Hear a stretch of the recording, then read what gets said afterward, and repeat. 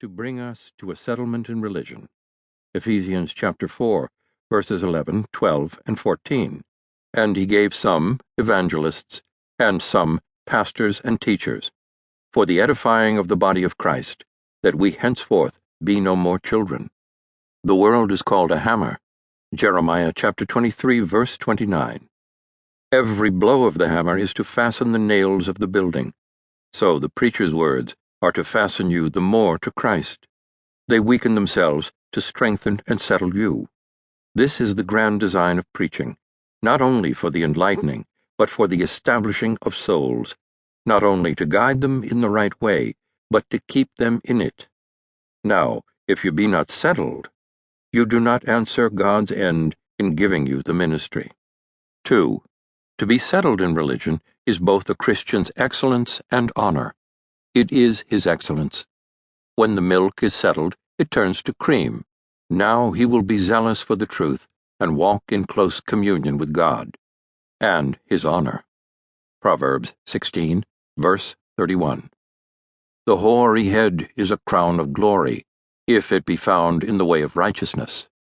It is one of the best sights to see an old disciple, to see silver hairs adorned with golden virtues. 3. Such as are not settled in the faith can never suffer for it. Skeptics in religion hardly ever prove martyrs. They that are not settled hang in suspense. When they think of the joys of heaven, they will espouse the gospel, but when they think of persecution, they desert it. Unsettled Christians do not consult what is best, but what is safest.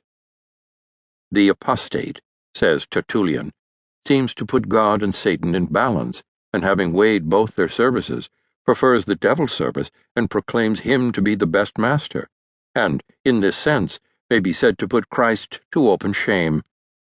Hebrews chapter 6, verse 6. He will never suffer for the truth, but be as a soldier that leaves his colors and runs over to the enemy's side. He will fight on the devil's side for pay. 4. Not to be settled in the faith is provoking to God. To espouse the truth and then to fall away brings an ill report upon the gospel, which will not go unpunished. Psalms 78, verses 57 and 59. They turned back and dealt unfaithfully. When God heard this, he was wroth and greatly abhorred Israel.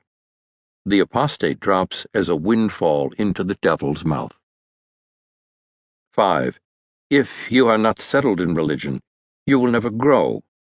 We are commanded to grow up into the head, even Christ. Ephesians chapter 4, verse 15.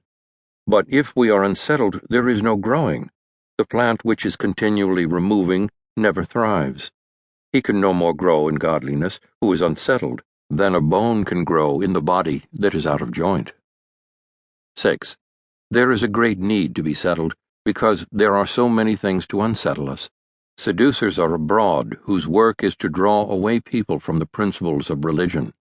First Epistle of John, chapter 2, verse 26. These things have I written unto you concerning them that seduce you.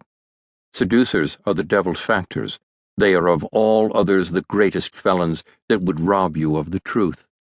Seducers have silver tongues that can put off bad wares. They have a sleight to deceive. Ephesians chapter 4, verse 14.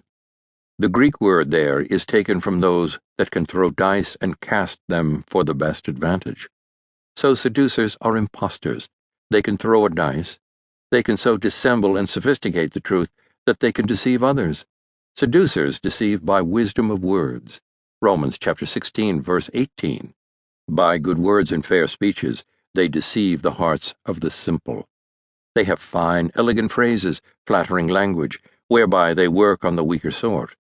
Another sleight is a pretense of extraordinary piety, that so many people may admire them and suck in their doctrine. They seem to be men of zeal and sanctity, and to be divinely inspired, and pretend to new revelations. A third cheat of seducers is laboring to vilify and nullify sound orthodox teachers. They would eclipse those that bring the truth like black vapors that darken the light of heaven. They would defame others, that they themselves may be more admired. Thus the false teachers cried down Paul, that they might be received.